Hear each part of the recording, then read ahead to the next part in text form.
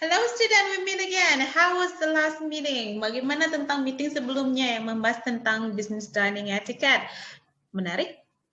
Sudah kamu coba mempelajari apa-apa saja itu yang ada di atas table, bagaimana cara memakai napkin dan segala macamnya? Sudah kamu pelajari?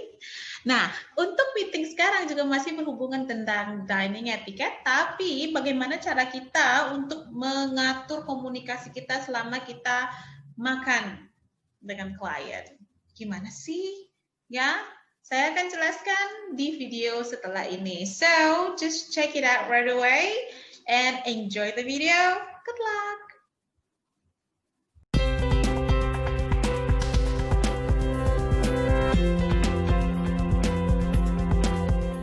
Conversation at the dinner table is very important, and there are many topics that you cannot speak about, so we'll talk about those first. I recommend that you do not talk about politics, religion, death, bereavement, or anything that's too spicy. That leaves books, art, theater, culture, and travel. So you want to be able to ask open-ended questions. So you're going to look at the person that you are addressing, and you might say something like, Mary, the last time we met, you were just leaving for Spain. Tell me a bit about the highlights of your trip. And then you would want to bring in other people into the conversation as well. Conversation is like a game of volleyball. You hit the ball over the net to the other person, and they hit it back to you. And you want to always ask a kind of question that is going to require more than a one-word answer, such as yes or no. So that opens up the doors of conversation. While you're at a dinner party, you have a responsibility to several guests, and that is going to include the person directly in front of you, and the person to your right, and the person to your left. If it's a small table of 6, then you could actually interact with everyone. A very large banquet table, then you're back to only being responsible interacting with the person across from you and the person on either side of you. Your responsibility is to add value to the meal with interesting and intellectual conversation. So when I'm looking at this person and I want to be very interested and indicate that with my body language, I am going to nod at them and say, fascinating, tell me more. Or, you know, when I was in Italy last year, I experienced something similar. How did you end up handling that situation?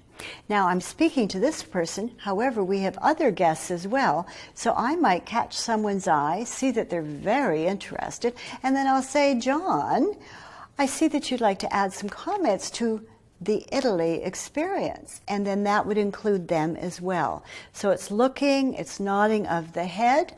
Fascinating, tell me more.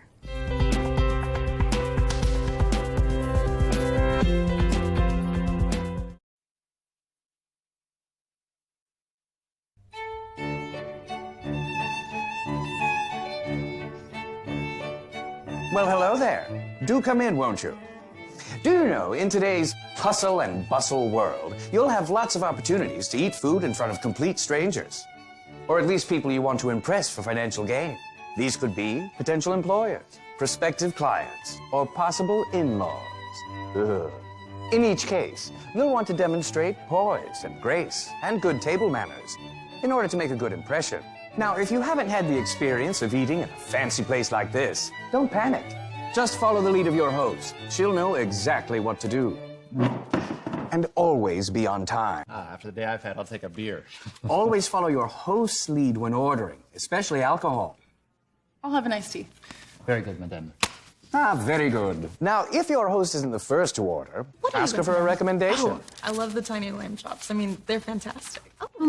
Excuse me. Hi, this chicken contadina that you have here on the menu, do you know if it's locally sourced? Oui, madame. Oh, wow, that sounds great. The only reason I ask is because the pesticides get into the chicken feed, and I know if I will itch everywhere like a mad crazy woman like I did last year when Don't ask too many questions when ordering your food.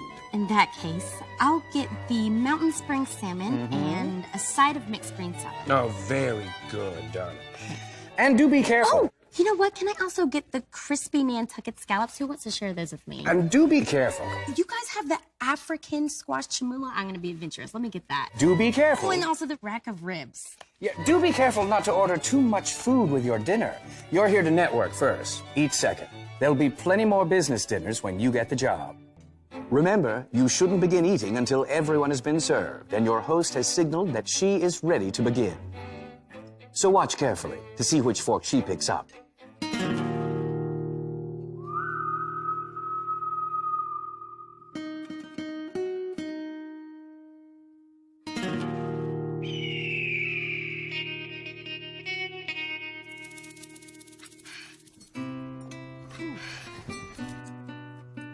When in doubt about which utensil to use, start from the outside and work your way in. Like a prison break in reverse. And if you're not sure which bread plate is yours or which water glass, you can either look for lipstick smudges, or you can remember the rule of B and D. Your B red is on your left, and your D rink is on your right.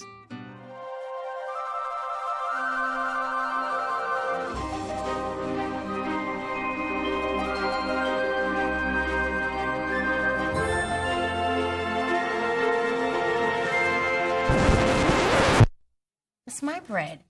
The rule of B and D, remember?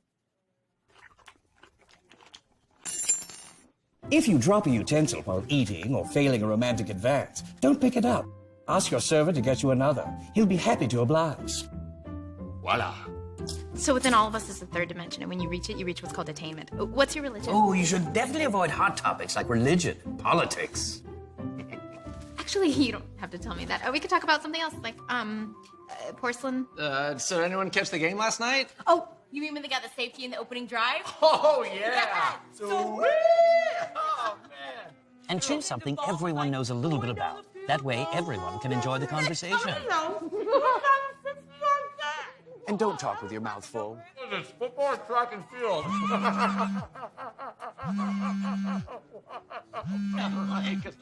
Now, if you're going to leave the table, rest your silverware on your plate at the 4 and the 8 position, and leave your napkin on your chair. This will let your server know you plan on returning. C'est bon. And if you're finished with your entree, rest your silverware at the 10 o'clock and the 4 o'clock angle. This will let your server know that he can collect your plate. Hey, what's up? Hey, not much. What you up to, girl? Not too much. Did you see the thing I just posted? Hilarious. Hey, aren't you at that recruiting dinner? Yeah. Then it might be a good idea for you to stop fiddling with your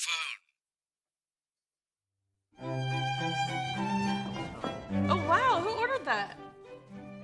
And one more thing. When ordering your entree, stay within the price range of what your host is ordering. Ordering the most expensive item on the menu is probably not a good idea, unless your host recommends it. Hey, if you're not gonna let me pay, at least let me give you some money for the tip. It's okay. At the end of your meal, don't offer to pay.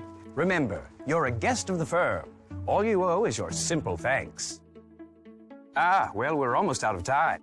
But before we go, here are a few more simple tips. Don't order messy food like spaghetti. Always pass the salt and pepper shaker together. Remember, they're married. Don't chew gum at the table.